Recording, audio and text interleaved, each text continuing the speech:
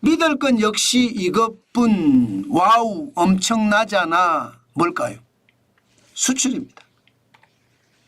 지금 수출이 난리도 아니에요.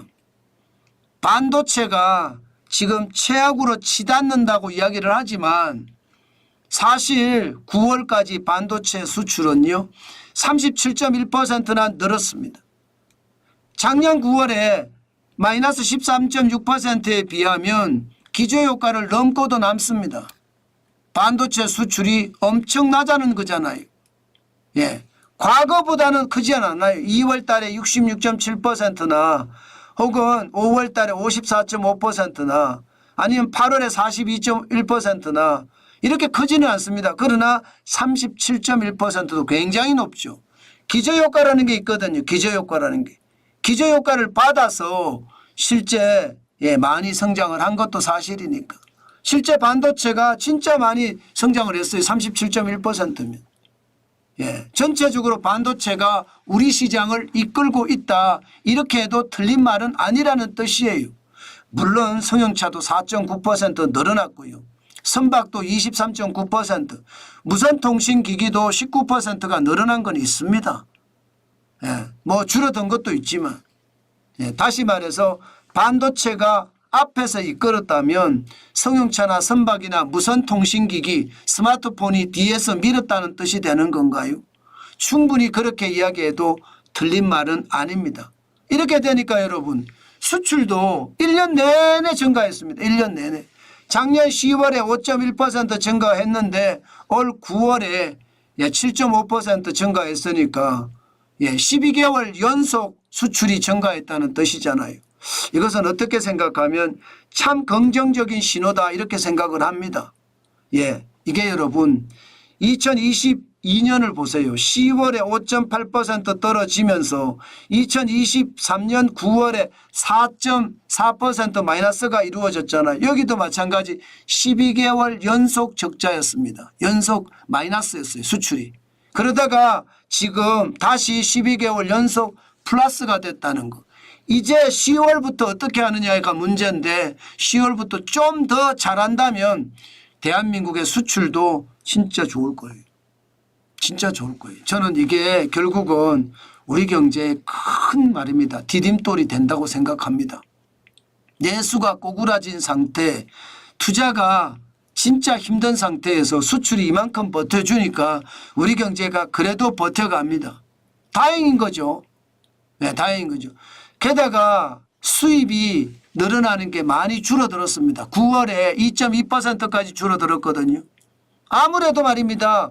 유가 떨어졌잖아요. 유가.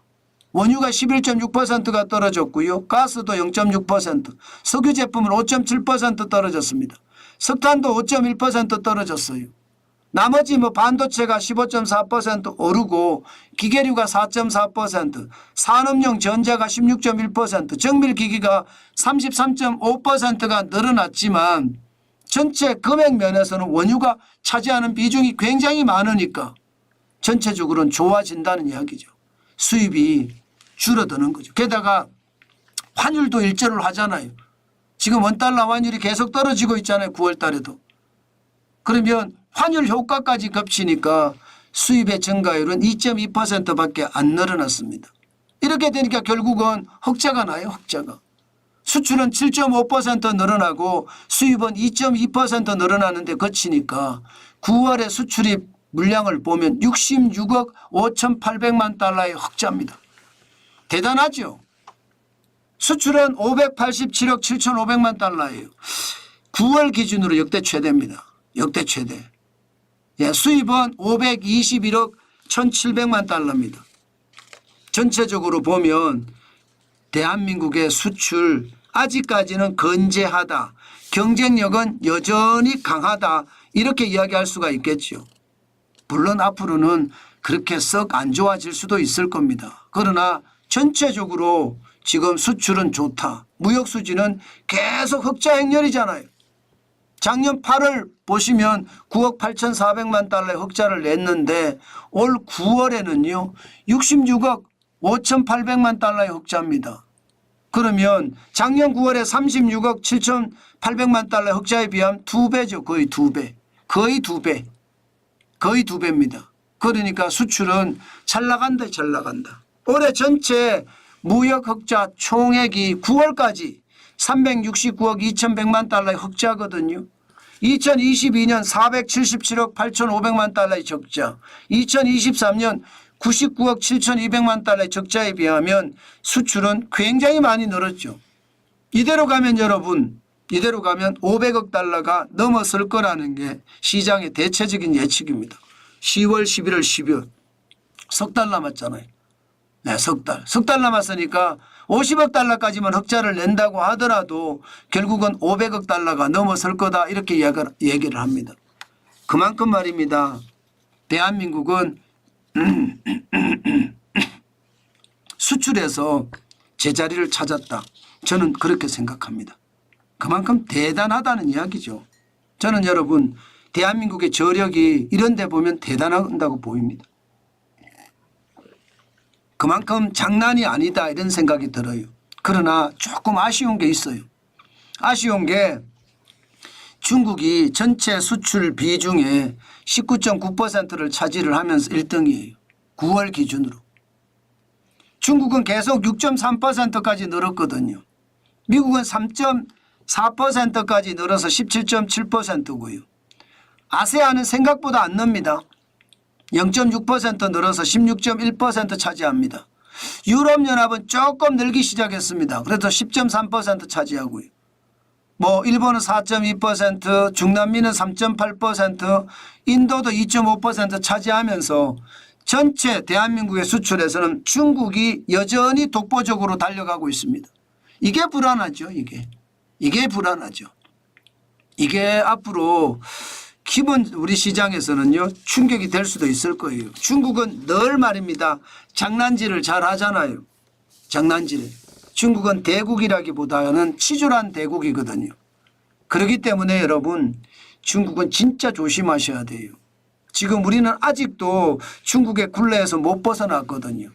저는 아세안에 투자를 강화를 하고 유럽연합이라든가 중남미라든가 아니면 인도라든가 아프리카라든가 이런 시장도 많이 개척을 해서 수출 다변화를 꾀해야 된다는 것 다시 한번 우리가 절감하게 만듭니다.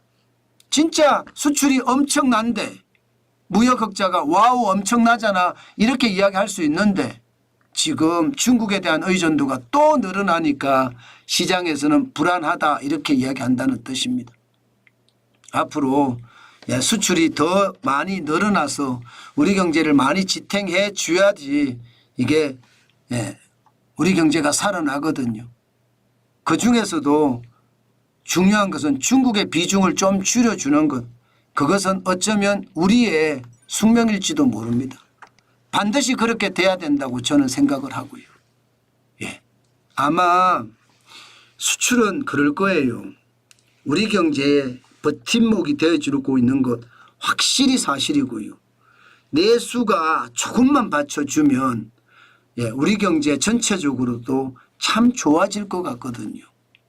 저는 여러 번 말씀을 드렸지만 주 52시간제도 그렇고요. 최저임금도 그렇고요. 중대재해기업처벌법도 그렇고요. 기업을 압박하는 악성 규제들 빨리 해제해 줘야 됩니다. 이것이 우리 내수를 살리는 지름길, 좀 더 나아가면 수출과 내수가 동반 성장해서 우리 경제 전체를 살릴 수 있는 지름길이 되지 않을까 저는 그렇게 생각합니다. 그만큼 제도의 개선이 지금 그 어느 때보다 중요하다 그렇게 말씀드리겠습니다.